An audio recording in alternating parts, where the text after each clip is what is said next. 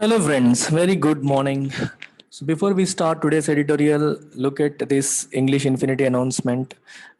రాత్రి 7 గంటలకి ప్రతిరోజు రాత్రి 7 గంటలకి మీకు ఇంగ్లీష్ క్లాసెస్ అనేవి ఈ కోర్సులో భాగంగా జరుగుతాయి. ఇది ఎవరెవరికి ఉపయోగపడుతుందంటే బ్యాంక్ ఎగ్జామ్ ప్రిపేర్ అయ్యే వాళ్ళకి, సీజీఎల్ ప్రిపేర్ అయ్యే వాళ్ళకి, ఆర్బీఐకి, యూపీఎస్సీ సీసాట్కి, లేదా జనరల్గా ఇంగ్లీష్ ఇంప్రూవ్ చేసుకోవాలి, హిందూ పేపర్ చదవడం నేర్చుకోవాలి, కాంప్రహెన్షన్ బిల్డ్ చేసుకోవాలి, లాంగ్ సెంటెన్సెస్ ఫామ్ చేయడం రావాలి, పెద్ద పెద్ద సెంటెన్సెస్ నుంచి వొకాబులరీ నేర్చుకోవడం రావాలి. ఇలా ఎవరైనా సరే anybody who wants to improve English whether generally or for competitive exams, spoken English కాకుండా written English, competitive English, comprehending ability build చేసుకోవాలనుకుంటున్న వాళ్ళు ఎవరైనా సరే ఇంగ్లీష్ ఇన్ఫినిటీ క్లాసెస్ మీరు జాయిన్ కావచ్చు. ఇది స్వయంగా నేనే టీచ్ చేస్తాను, వేరే ఫ్యాకల్టీ ఎవరు రారు. And it comes with life time validity. అంటే మీకు సాటిస్ఫాక్షన్ వచ్చేంత వరకు, మీరు స్కిల్ ఇంప్రూవ్ చేసుకున్నంత వరకు కూడా మీరు క్లాసెస్ అటెండ్ అవుతూ ఉండొచ్చు. And classes will range up to cat and GMAT. GMAT and cat అనేవి చాలా హై లెవెల్ ఎగ్జామ్స్. ఇది ఇంటర్నేషనల్ లెవెల్లో కండక్ట్ చేస్తారు, ఇది మన ఇండియా లెవెల్లో కండక్ట్ చేస్తారు. ఈ స్టాండర్డ్ వరకు కూడా నేను వెళ్తాను. From the very fundamentals, basics నుంచి ఆ స్టాండర్డ్ వరకు కూడా all types of models on an on going basis జరుగుతూ ఉంటాయి. 365 days కూడా క్లాసెస్ జరుగుతూ ఉంటాయి. So Monday to Friday, Saturday Sunday off ఉంటుంది, మండే టు ఫ్రైడే జరుగుతూ ఉంటాయి. ఆల్రెడీ అయిపోయిన క్లాసులన్నీ కూడా మీకు అవైలబుల్గా ఉంటాయి, యాప్లో రికార్డెడ్గా అవైలబుల్గా ఉంటాయి. ఫీజు అనేది కేవలం 2000 రూపీస్కి మాత్రమే ఆఫర్ చేస్తున్నాం. ఇది August 1st నుంచి 3000 అవుతుంది. సో ఎవరు ఎప్పుడైనా జాయిన్ అవ్వచ్చు, August 1st వరకు వెయిట్ చేయక్కర్లా. You can join any time. కానీ August 1st నుంచి జాయిన్ అయితే 3000 అవుతుంది ఫీజు. ఇప్పుడే జాయిన్ అయితే మీకు 2000 రూపీస్కే జాయిన్ అవ్వచ్చు.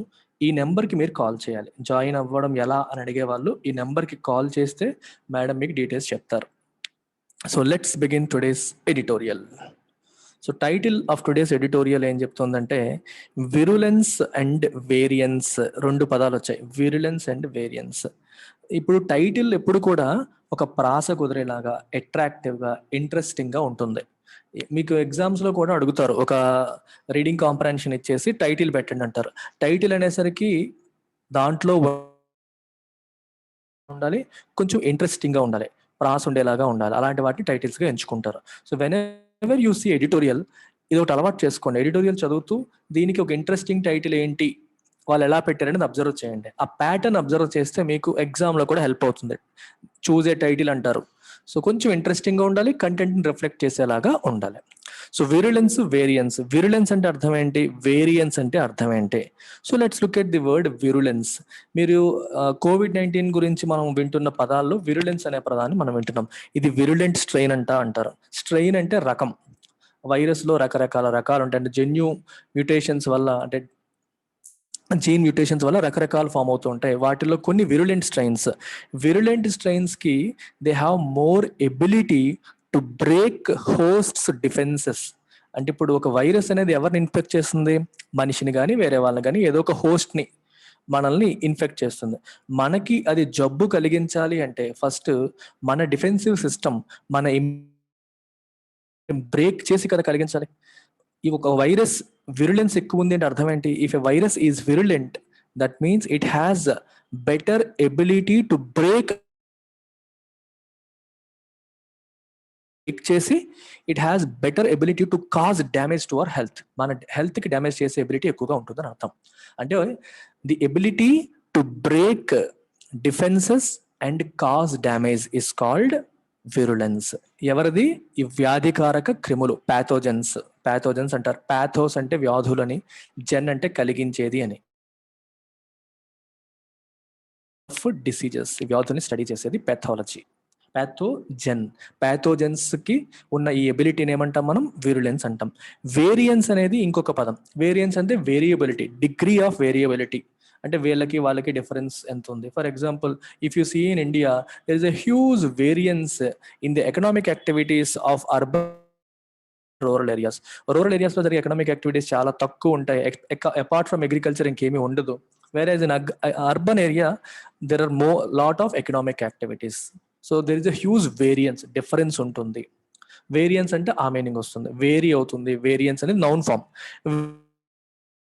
ఒక వ్యాధికారక క్రిమికి ఉండే ability to cause damage. Policy makers have little option but to renew economic activities after rapid vaccination. Little అనే పదానికి ఇక్కడ మీనింగ్ ఏంటి? లిటిల్ అంటే నో, నన్, నథింగ్ ఆ మీనింగ్ ఉంటుంది. అంటే policy makers have no option new economic activities but after rapid vaccination, ర్యాపిడ్గా చాలా ఫాస్ట్గా వ్యాక్సినేషన్ చేయించేసి ఎకనామిక్ యాక్టివిటీస్ని రెన్యూ చేయడం తప్పితే వేరే ఆప్షన్ లేదు. ఎకనామిక్ యాక్టివిటీస్ అంటే అర్థం ఏంటి? మనకి ఉన్న రెస్ట్రిక్షన్స్ అన్నిటినీ, కోవిడ్-19 కర్బ్స్, నియంత్రణలన్నింటినీ ఎత్తివేసి ప్రజలు ఎవరి పని వాళ్ళు చేసుకునే అవకాశాన్ని కల్పించడం. అర్థమైందా? కోవిడ్-19ని కంట్రోల్ చేయడం కోసం అందరూ ఒక చోట గుమికూడకూడదని చెప్పి అలా కర్బ్స్ ఉంటాయి, నియంత్రణల్ని పెడుతూ ఉంటారు. ఆ నియంత్రణల్ని కంప్లీట్గా వీటిని లిఫ్ట్ చేసి నార్మల్ లైఫ్ కొనసాగేలా చేయడమే పాలసీ మేకర్స్కి ఉన్న ఆప్షన్. పాలసీ మేకర్స్ అంటే ఎవరు? మన పొలిటీషియన్స్, పొలిటికల్ ఎగ్జిక్యూటివ్. ఎవరైతే ప్రభుత్వంలో ఉన్నారో, విధానాల్ని రూపొందిస్తారో వాళ్ళు policy makers. The IMF's latest update to its World Economic Outlook spotlights the starkly widening variance in the global recovery from the economic strains caused by the pandemic. International Monetary Fund వాళ్ళ యొక్క latest update to its world economic outlook, world economic అవుట్లుక్కి లేటెస్ట్గా update ఇచ్చారు. అంటే IMF release చేసే ఒక report, world economic output. దీంట్లో భాగంగా గ్లోబల్గా, ప్రపంచవ్యాప్తంగా జీడిపి గ్రోత్ ఎంత ఉండబోతుంది, అలాగే ఈచ్ కంట్రీ, ప్రామినెంట్ కంట్రీ ఎంత గ్రో అవ్వబోతున్నాయని చెప్పి దీంట్లో చెప్తారు, ఫోర్కాస్ట్ చేస్తారనమాట. ఈ ఫోర్కాస్ట్లో ఇచ్చిన లేటెస్ట్ అప్డేట్లో భాగంగా వాళ్ళు ఏం చెప్పారంటే స్పాట్లైట్ చేశారు. స్పాట్లైట్ చేయడం అర్థం ఏంటి?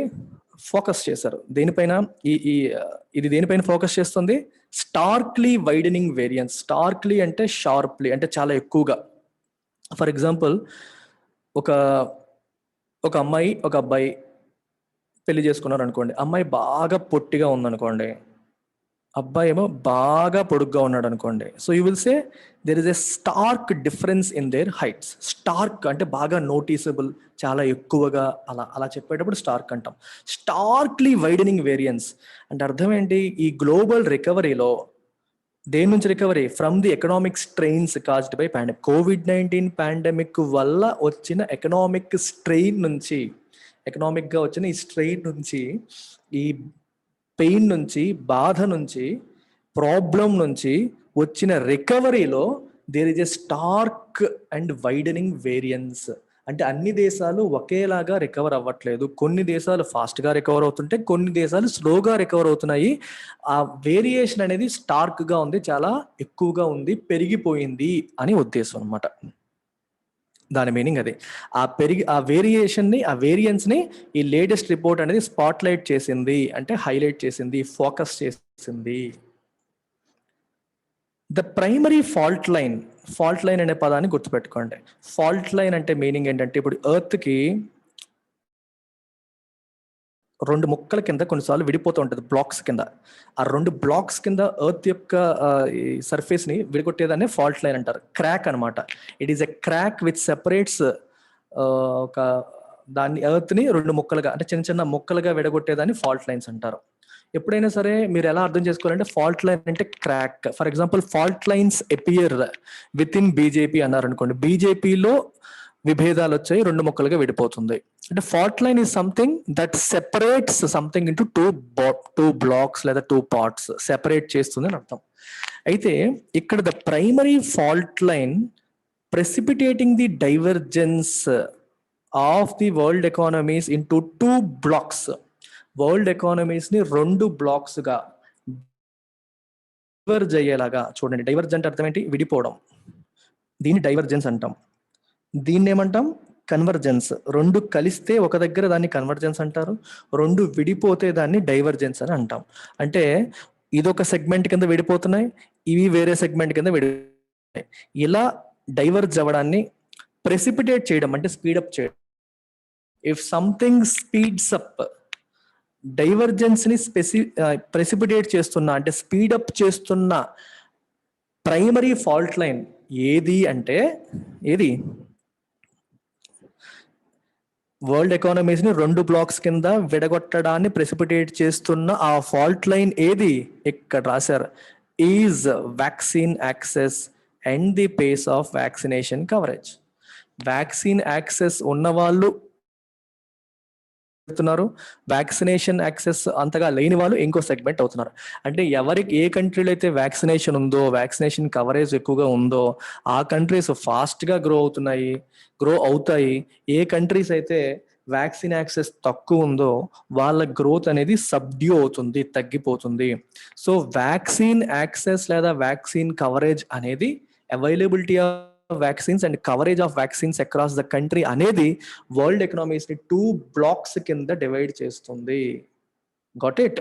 అయితే ఆ 2 బ్లాక్స్ ఏంటి అది ఇక్కడ రాశాడు. 2 ఇది చూసారా, ఈ రెండింటి మధ్యలో ఉన్నది ఈ పోర్షన్ అన్నమాట. ఏంటో 2 blocks? Those that are normalizing activities from the COVID-19 induced curbs and those that are still struggling. ఒక సెగ్మెంట్ ఏమో కోవిడ్-19 ద్వారా ఇండ్యూస్ చేయబడిన, అంటే పెట్టబడిన కర్బ్స్ అంటే నియంత్రణల నుంచి నార్మలైజ్ యాక్టివిటీస్ ని నార్మలైజ్ చేస్తున్నవి కొన్ని, అంటే కర్బ్స్ అన్ని ఎత్తేసి మళ్ళీ నార్మల్ యాక్టివిటీస్ తో స్టార్ట్ అవుతున్న కంట్రీస్ కొన్ని, and those that are still struggling, ఇంకా స్ట్రగుల్ అవుతున్న కంట్రీస్ కొన్ని. ఇలా 2 బ్లాక్స్ కింద డైవర్జ్ అయిపోయింది, విడిపోయింది world economies. 3 months since its April forecast, the IMF projects the global economy to expand at an unchanged pace of 6% this year. April forecast వచ్చిన 3 నెలల తర్వాత, 3 months since its April forecast, ఏప్రిల్లో forecast చేసిన 3 నెలల తర్వాత IMF అనేది ఏం project చేస్తుంది? గ్లోబల్ ఎకానమీ 6% పెరుగుతుంది అని ప్రొజెక్ట్ చేస్తుంది. అన్చేంజ్డ్ పేస్ అంటే ఏప్రిల్లో మొదటిసారి చెప్పింది, అప్పుడు 6% అని చెప్పింది, ఇప్పుడు కూడా 6% అని చెప్తోంది. సో దాంట్లో పేస్ అంటే స్పీడ్, వరల్డ్ వైడ్ ఎకానమీ పరంగా ఏమీ మార్పు లేదు. అయితే కానీ it sees the world's advanced economies registering faster growth than forecast earlier. Advanced economies ఏవైతే ఉన్నాయో, అంటే డెవలప్డ్ కంట్రీస్ ఏవైతే ఉన్నాయో, వాళ్ళు ఏప్రిల్లో చెప్పిన దానికంటే ఫాస్ట్ గా గ్రో అవుతారు అని చెప్తోంది. While emerging markets and developing economies are expected to post appreciably slower recoveries. Emerging markets, developing economies మాత్రం వాళ్ళకంటే తక్కువ స్పీడ్ లో, ఇన్ఫాక్ట్ అంటే ఏప్రిల్లో ఎంతైతే ఫోర్కాస్ట్ చేశారో దానికంటే తక్కువ స్పీడ్ లో గ్రో అవుతాయని చెప్తాను. ఏమో ఏప్రిల్లో ఫోర్కాస్ట్ చేసిన దానికంటే ఎక్కువ స్పీడ్ లో గ్రో అవుతాయి, అండ్ ఎమర్జింగ్ ఎకానమీస్ ఏమో ఏప్రిల్లో ఫోర్కాస్ట్ చేసిన దానికంటే తక్కువ స్పీడ్ లో గ్రో అవుతాయని ఇప్పుడు చెప్తుంది. The IMF projects advanced economies to grow by 5% in 2021, 0.5 percentage point quicker than forecast in April. Advanced economies ఏమో 5.6% పెరుగుతాయి 2021లో, which is 0.5 percentage point quicker than forecast in April అని IMF ప్రొజెక్ట్ చేస్తుంది advanced economies కి, developing countries కి. ఇంతకు ముందేమో 5.1% అని చెప్పింది, ఇప్పుడేమో 5.6% అని చెప్తుంది. అండర్గర్డింగ్ దిస్ యాంటిసిపేటెడ్ యాక్సిలరేషన్. అండర్గర్డింగ్ అంటే సపోర్టింగ్, అంటే యాంటిసిపేషన్ అంటే అర్థం ఏంటి? ఊహించడం. ఎంత యాక్సిలరేషన్ ఉంటుందంటే ఎంత స్పీడ్ గా గ్రో అవుతుంది అని చెప్పి ఏదైతే యాంటిసిపేషన్ చేస్తున్నామో దీన్ని సపోర్ట్ చేస్తున్న అంశం ఏంటి? అండర్గర్డ్ అంటే అర్థం ఏంటి? To give support from the, కింద నుంచి చేయి పెట్టి సపోర్ట్ చేయడాన్ని మనం అండర్గర్డ్ అంటాం. If something is undergirding, that means it is giving support, it is providing base, right? Undergirding this anticipated acceleration అంటే ఈ యాంటిసిపేటెడ్ యాక్సిలరేషన్ ని సపోర్ట్ చేస్తూ the US economy is seen expanding by 7%. US economy 7% పెరుగుతుంది అని చెప్పి estimate చేస్తున్నారు. A 0.6 percentage point upgrade. ఇంతకు ముందేమో 6.4% అని చెప్పారు, ఇప్పుడు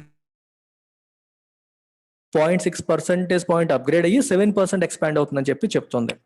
ఎందుకని? On the back of an expansive vaccine rollout that has helped enable substantial normalization in activity and expectations of additional fiscal support. US economy 7% పెరుగుతుందని ఏ రకంగా చెప్తున్నారు?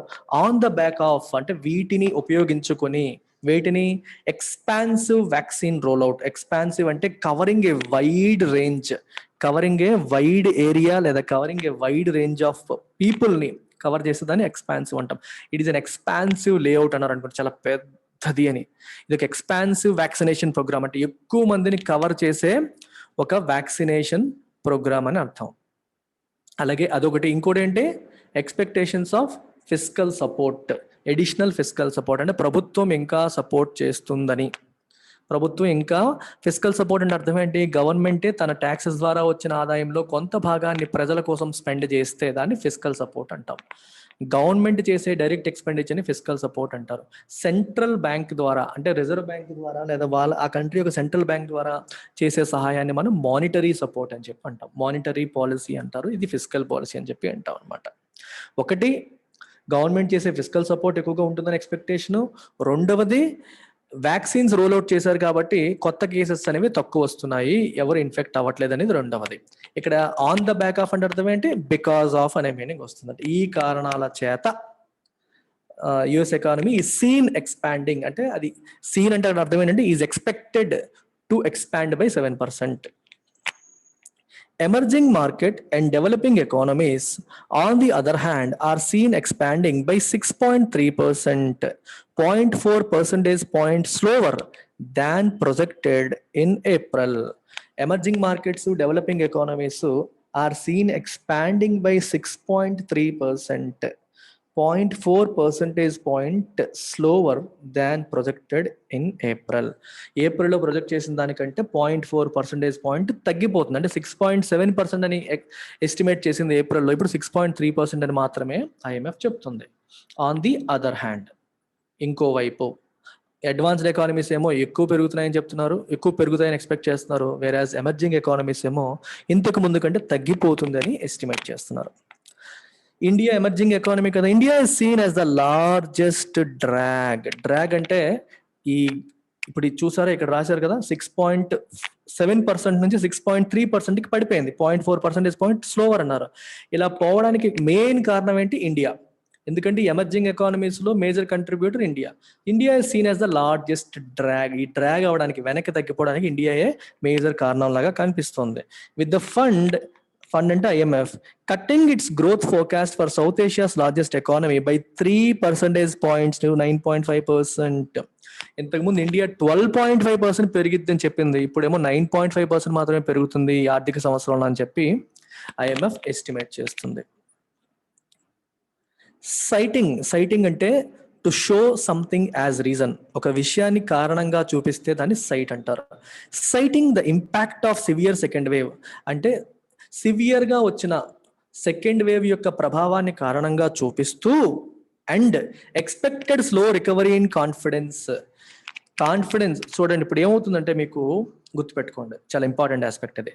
ఎప్పుడైనా సరే ఆర్థిక వ్యవస్థ అతలాకుతలం అయినప్పుడు ఇమీడియట్గా మళ్ళీ గ్రోత్ రాదు, స్లోగా వస్తుంది. కారణం ఏంటంటే ఆర్థిక వ్యవస్థ బాగాలేనప్పుడు, ప్రజలు ఉద్యోగాలు కోల్పోయినప్పుడు, హెల్త్ కోసం పెట్టే ఎక్స్పెండిచర్ పెరిగిపోయినప్పుడు వాళ్ళు జాగ్రత్త పడిపోతారు. Over a period of time వాళ్ళు జాగ్రత్త పడిపోతారు. జాగ్రత్త పడిపోయి ఏం చేస్తారు? ఖర్చు పెట్టాలంటే 1-2 సార్లు ఆలోచిస్తారు. ఎందుకు ఖర్చు పెట్టేయడం, రేపు పొద్దున చాలా ఖర్చులు ఉన్నాయి, మళ్ళీ థర్డ్ వేవ్ వస్తే మనకి ఆరోగ్యానికి మనీ పక్కన పెట్టుకోవాలి అని చెప్పి వాళ్ళ డిస్క్రిషనరీ స్పెండింగ్ని పక్కన పెట్టారు. టీవీ కొనాలనుకుంటే వాయిదేస్తారు, బైక్ కొనాలనుకుంటే వాయిదేస్తారు, కార్ కొనాలనుకుంటే వాయిదేస్తారు. అబ్సల్యూట్లీ నెససరీ అనే ఖర్చులు మాత్రమే పెడతారు, కానీ అదర్ ఎక్స్పెన్సెస్ అన్ని తగ్గించుకుంటూ ఉంటారు. అది హ్యూమన్ నేచర్, ఒక మనిషి యొక్క తత్వం అది.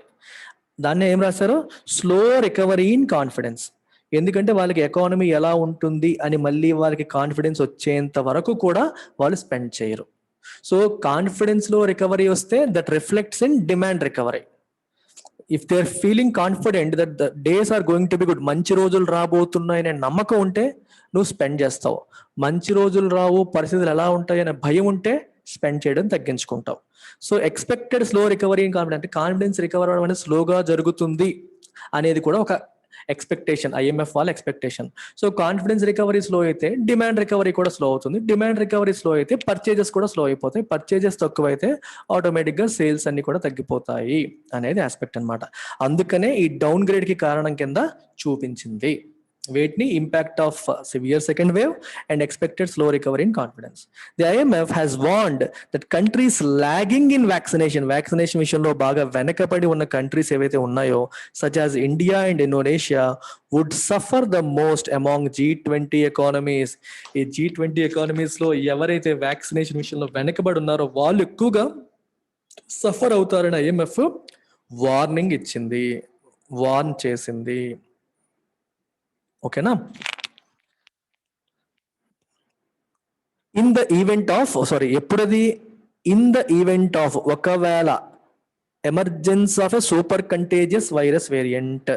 సూపర్ కంటేజియస్ అంటే చాలా ఫాస్ట్ గా, కంటేజియస్ అంటే అంటు వ్యాధిని కంటేజియస్ డిసీజ్ అంటారు. చాలా ఫాస్ట్ గా స్ప్రెడ్ అయ్యే వైరస్ వేరియంట్ కొత్తగా ఎమర్జ్ అయితే ఈ వ్యాక్సినేషన్ తక్కువగా చేసిన ఇండియా మరియు ఇండోనేషియా లాంటి కంట్రీలు చాలా ఎక్కువ నష్టపోతాయి, బాధపడతాయి అని చెప్పి. With just a little over 7% of the population fully vaccinated, India significantly lags the estimated global average of almost 14%. 14% ఉంటే ఇండియా కేవలం 7% ఆఫ్ ద పాపులేషన్ కి మాత్రమే వ్యాక్సినేషన్ జరిగింది. So it is significantly lagging global average. Right, global average తో compare చేస్తే India చాలా వెనకబడి ఉంది. Brazil's 18% is way behind the 50% and 55% coverage achieved in the US and UK respectively. Brazil ఏమో 18% vaccination అయింది, అండ్ US అండ్ UK ఏమో 50 and 55% vaccination coverage జరిగాయి. World average ఏమో 14% ఉంటే ఇండియా మాత్రం ఇంకా 7% మాత్రమే ఉంది. సో చాలా వెనకబడి ఉంది వ్యాక్సిన్ కవరేజ్ లో. The fund was effusive in its praise for India's decisive action in January when it forecast 11.5% growth for the fiscal year ending in March 2022 before raising that projection to 12.5% in April after the economy appeared to rebound well in January-March quarter. IMF అనేది was effusive in its praise. ఇండియాని బాగా, ఎఫ్యూజివ్ అంటే మాటలు దాచుకోకుండా ఎంత పొగడాలో అంత పొగిడేసింది. Right, ఎఫ్యూజివ్ అంటే with using a lot of words, ఎక్కడ మాటలు దాచుకోకుండా ఎంత అనాలో అంతగా పొగిడింది. ఎప్పుడు పొగిడింది? జనవరిలో పొగిడింది. ఎందుకని పొగిడింది? For its decisive action. Decisive అంటే ఏదన్నా విషయం ఫాస్ట్ గా, క్విక్ గా డెసిషన్స్ తీసుకోవడాన్ని డిసైసివ్ యాక్షన్ అంటారు. ఇండియా టైం వేస్ట్ చేయకుండా ఫాస్ట్ గా రియాక్ట్ అయింది, తొందరగా డెసిషన్స్ తీసుకుంది, అందువల్లే కోవిడ్ ఫస్ట్ వేవ్ ని బాగా కంట్రోల్ చేయగలిగింది అని చాలా చక్కగా దాన్ని పొగిడింది. ఎవరు పొగిడారు? ఫండ్, IMF పొగిడి 11.5% గ్రోత్ ఉంటుంది మీకు 21-22 ఆర్థిక సంవత్సరంలో అని చెప్పి జనవరిలో ఫోర్కాస్ట్ చేసింది. తర్వాత దాన్ని 12.5% పెరిగిద్ది, 11.5 కాదు ఇంకా పెరిగిద్ది అని చెప్పి రివైజ్ చేసింది. ఎందుకని? జనవరి, ఫిబ్రవరి, మార్చ్ క్వార్టర్ లో India appeared to rebound well, చాలా బాగా రిబౌండ్ అయినట్టుగా కనిపించింది, చాలా ఫాస్ట్ గా గ్రో అయినట్టుగా కనిపించేసరికి ఇంకా ఫాస్ట్ గా గ్రో అయిపోతుంది. అన్ఫార్చునేట్లీ ఇప్పుడు ఏం చేసింది? తగ్గించింది. That it has now downgraded it's outlook so substantially reflects the extent to which the second wave has severely impaired momentum. Impaired అంటే డ్యామేజ్. ఇప్పుడు అలా 11.5% పెరుగుతుందని జనవరిలో చెప్పింది, 12.5% పెరుగుతుందని చెప్పి ఏప్రిల్లో చెప్పిన సేమ్ IMF ఇప్పుడు 9.5%కి డౌన్ గ్రేడ్ చేసింది. అంటే ఈ 9.5% గుర్తుపెట్టుకో, ఎస్పెషల్లీ బ్యాంక్ ఎగ్జామ్ వాళ్ళకి, SSC వాళ్ళకి అడుగుతుంటారు. లేటెస్ట్ ప్రొజెక్షన్ ఏంటి? 9.5%. 9.5% ఏదైతే ఇప్పుడు చెప్తుందో, తగ్గించడం అనే కాన్సెప్ట్ ఏదైతే ఉందో అది దేన్ని ఇండికేట్ చేస్తుంది? It reflects what? The extent to which second wave has severely impaired momentum. Second wave అనేది మన ఇండియా యొక్క గ్రోత్ మొమెంటమ్ ని ఎంతగా ఎఫెక్ట్ చేసింది, ఎంతగా డ్యామేజ్ చేసింది అనే దాన్ని 12.5% పెరిగిద్ది అనుకున్న కంట్రీ ఇప్పుడు 9.5% మాత్రమే పెరుగుతుందని చెప్తోంది. With inflation looming as a visceral threat. Looming అంటే సీమింగ్ అంటే appear in a vague form అంటారు.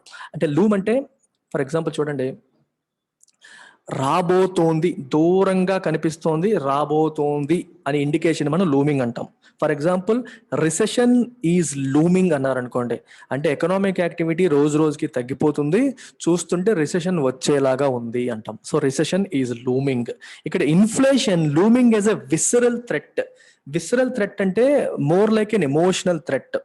ధరలు రోజు రోజుకి పెరిగిపోతున్నాయి, పెట్రోల్ ధరలు, డీజిల్ ధరలు పెరిగిపోతున్నాయి చూడండి. విసరల్ అంటే something that is more emotional, something that is more emotional, that seems like an emotional threat. And demand yet to regain traction. Demand అనేది పికప్ అయిందా, అవ్వలేదు. ట్రాక్షన్ రిగైన్ చేయడం అంటే బికమ్ పాపులర్ అని అర్థం, బికమ్ యాక్టివ్ అని అర్థం. బికమ్ మీకు ఎలా చెప్పాలంటే, if something has traction that means it has grip, it has support. For example ఒక టైర్ ఉంది, టైర్కి ట్రాక్షన్ ఉంది అనుకోండి, దానికి మంచి రోడ్ గ్రిప్ ఉంది అని అర్థం. అంటే రోడ్డు పైన గ్రిప్ ఉంది, జారిపోదు, మంచి గ్రిప్ తో ఉంది అని అర్థం. అప్పుడు ట్రాక్షన్ ఉంది అని అర్థం. అలాగే డిమాండ్ కి ట్రాక్షన్ ఉంది అంటే డిమాండ్ కి గ్రిప్ వచ్చింది, అంటే డిమాండ్ కి సపోర్ట్ వచ్చింది. డిమాండ్ ఎప్పుడు తగ్గిపోతుందో అన్నట్టు భయం లేదు, డిమాండ్ పికప్ అవుతుంది, ప్రజలందరికీ కాన్ఫిడెన్స్ పెరిగింది, ఎకానమీ బాగుండబోతుందని నమ్ముతున్నారు. So people started spending. So demand for goods and services has gone up, it has gained traction, అంటే దానికి సపోర్ట్ వచ్చింది. ఈ ట్రాక్షన్ అనేది ఇంట్రెస్టింగ్ వర్డ్, దాన్ని ఎలా వాడాలనేది చూడండి, సెంటెన్స్ చూడండి, మీనింగ్ నేను చెప్తున్న సెంటెన్స్ బట్టి మీరు అర్థం చేసుకుంటే యూ కెన్ రీయూజ్ ఇట్. మళ్ళీ మీరు ఎప్పుడైనా సొంతంగా సెంటెన్స్ రాసినప్పుడు రాయగలుగుతారు. If something gains traction that means it gains support from customers, it gains popularity. ఇలా రకరకాల మీనింగ్స్ లో వస్తుంది.